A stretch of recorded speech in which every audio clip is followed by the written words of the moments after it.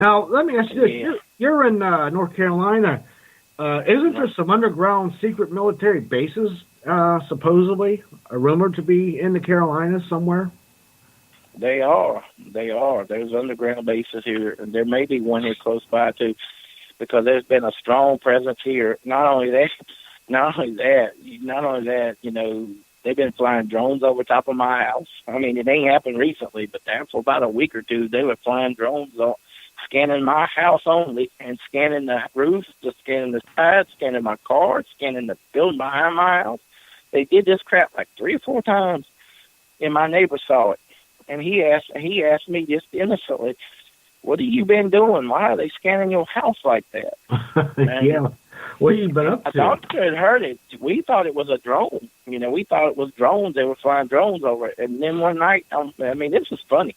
I'm watching Project Blue Book on TV, and all of a sudden, a blue light just comes right into my house and comes right straight across the top of my roof and stays there for about 2 or 3 seconds, and then it's gone. So then I find out those drones have blue lights on the bottom of them, so they could actually come in when they scan and scan inside the house too. You Huh. know, What do you think they're looking and for? I think they're looking for those. I think they're looking for those Bigfoot. Uh, Let me explain something. Yeah, I, go I ahead. I know I know this now, but I didn't know it before. They say I'm a vessel or antenna for drawing these beings out. That's why when I go to these places, these beings pop up. They pop up when I go out there. That's no guarantee they're there when I leave. You know, but somebody said that I'm antenna. I'm an antenna for drawing these beings out. You're like a They beacon in the use me. night. Yeah, You're like, they're like that. They can find me. They can find me, and I believe it too. You know, I mean, oh, this is a weird one. I definitely want to tell you about this one. yeah, go ahead. Uh, all right, not long after I had shot that Anubis stuff, right? Yep. I'm out of the trail. Me and my daughter pull up. There's this man in black standing there. I mean, black hat, black jacket, black tie, black shirt, black pants, black slacks, black shiny shoes. Didn't look like nobody that would be walking the trail. So I tell my daughter, I said, that dude looks creepy. I said, let's just wait. Give him a 20-minute head start, and then we'll get in behind. We'll get in behind him, and I'll do my own thing, and we won't never see him. So we do. So we're out there at that trail. We never see him. A little over an hour and a half goes by, and as we're walking out, and we're walking back toward where my car was, he was right behind us, following us. Huh. And I don't know how in the world he went from being in front of us to being behind us. Well, where'd he come from? And Well, all I know, he was behind us, and my daughter was about to pick up some rocks and throw them at him if he got close. hey, maybe they go through dimensions too. Who knows? I I mean, I kind of I kind of believe because this happened about a week ago. It happened about a week ago. I'm leaving. I had not long had filmed that thing back out there again, and right around the time I did, I'm coming back out. And here comes this big black truck backing, pulling in and backing up. I recognize it, and I recognize it was his truck. So I start going by closer. I get a look at him, and I see it's him.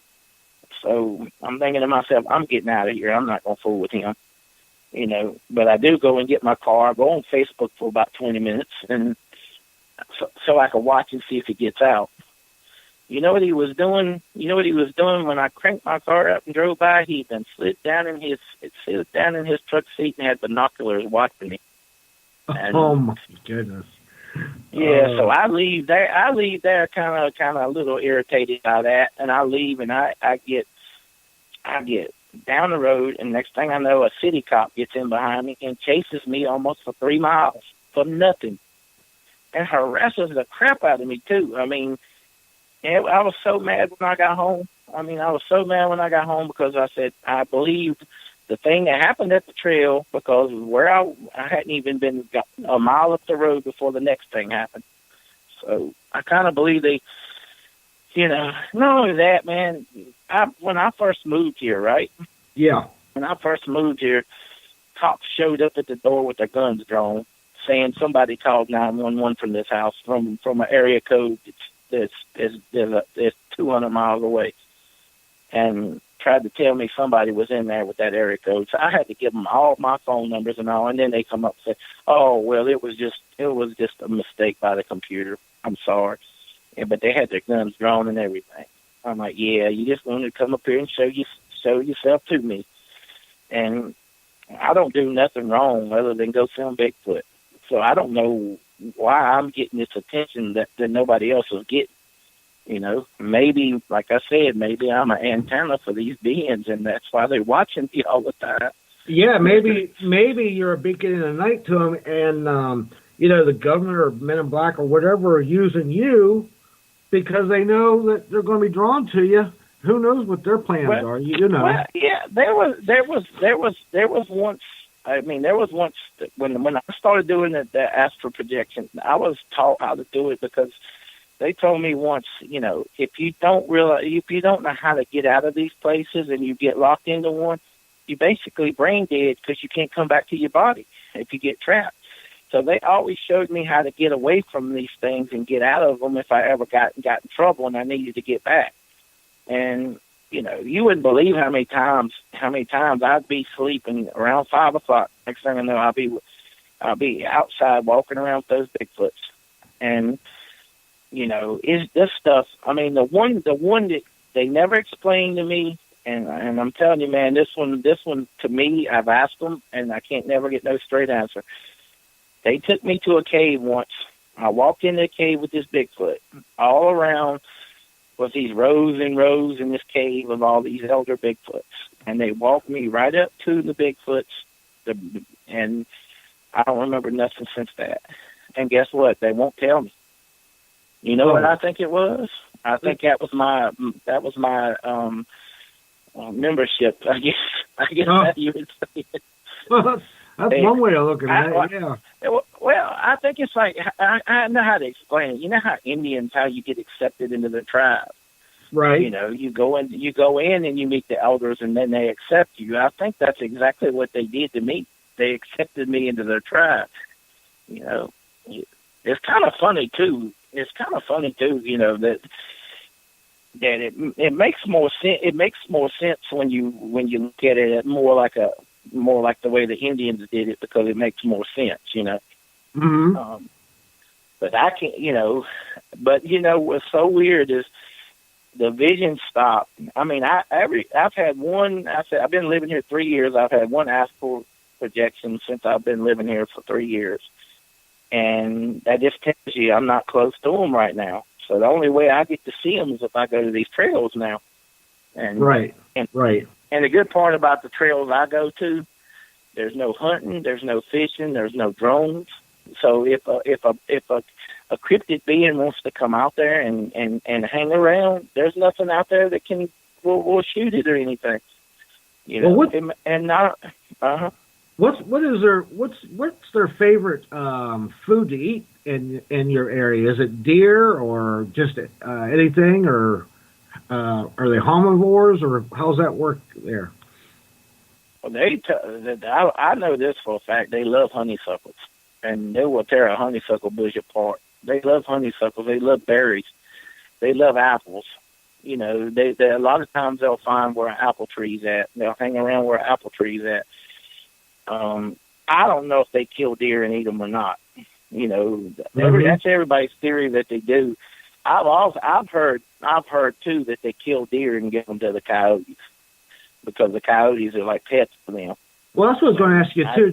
Do you think that the Bigfoot? Do you think they use like ravens and squirrels and coyotes as like a tool? To they help do. them? Yeah, they use ravens. There used to be a raven that would, when I would come out of the house with my camera, where I used to live, there would be a raven that would be sitting there, and then he would start yelling. He'd start yelling, and I'm like, you don't need to tell him every time I'm coming out. But we were sitting, me and my wife, about a week ago, was sitting in the school line waiting on my daughter to come out, right? This black raven comes right up to the car, sits on the pole right beside where we were at, just started chatting like crazy. And I took a picture of it, but I was thinking that's kind of weird. And then it happened again. It happened again about another week after that. So yeah, I believe that they use the birds. I don't necessarily know if they use the squirrels, because squirrels are just, but the squirrels are just too wild and crazy. Have you ever witnessed, say, Bigfoot and bears in a confrontation with any other wildlife in your area? Here's what I think, and I really believe this, because I've been in areas where bears should be, and there's no bears. You know why I think there's no bears? Is because they keep, when you got a more stronger presence there, the stronger predator there, the bear ain't going to be in that area. He's not going to come around. I mean, there was a thing that happened. There was a thing that happened about 2 years ago out at that trail. I mean, it might have been last year. I can't remember exactly, but I came in and I saw. This bench had been picked up and threw across a good 9-10 feet. I go down the bridge. Side of the bridge has been ripped off and threw about 15 feet up the trail. You go on down, a fence had been ripped off and tore down, and then you get on around. These heavy steel tables had been took out from down below where the waterfall was, and threw up good ways up onto the top of the trail, and that's a flight of stairs that was threw up on. And the theory that the sheriff's department and the trail wanted to put out was there was vandals that came in there with ATVs and tore it up. But what I saw, I think something really big came through there mad and tore up that trail.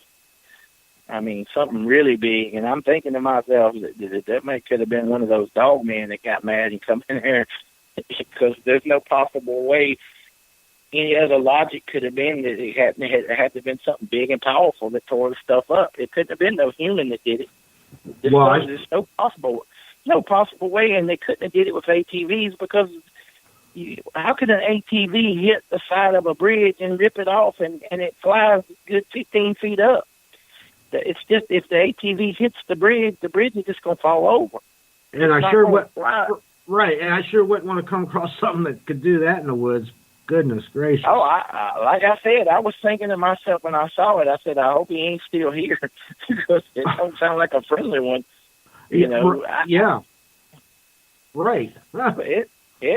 It's like I said, it's not always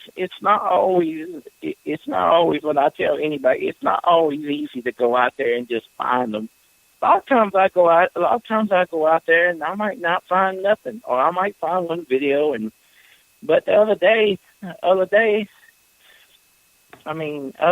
I'm walking and I see this big shiny black Bigfoot. I mean, freaking biggest thing I've seen, I don't know when, shining, and but you could only see her for an angle. You couldn't see her if you just walked by the trail. But because I could sense them, I thought to look back there, and I saw her, and I was thinking, something is really big back here. So I start recording it, and I'm like to myself, this is a female, and I keep looking, and she looks back at me. So I'm recording her, but I'm recording her, and I start doing the figuring when I got back home, and I looked at how high up her butt was. I said, this had to have been a 9 to 10 feet tall female Bigfoot. And you don't know how close I was to her. And wow. Well, let me ask you this, Wayne. Yeah. Are they like bears? Like, in other words, a female Bigfoot, are they very protective? Could be dangerous if they have young ones? Are they, you know what I mean? Are they something like a bear you wouldn't want to get around if they have a real young one? I would think so. I would think so. They have kids basically like we do, and I mean, and I can go back and tell you there was 2016 on Christmas. I think it was Christmas 2016. Well, Christmas Eve. I'm sitting in the house, and I hear this ruckus in the garage, and it was a loud ruckus. And first thing I thought was, because you heard some kind of whimpering and you hear something running through there. So my first thought was, you know, they didn't kill the deer and they're running it through the garage. So I go out there to see what was happening, right? And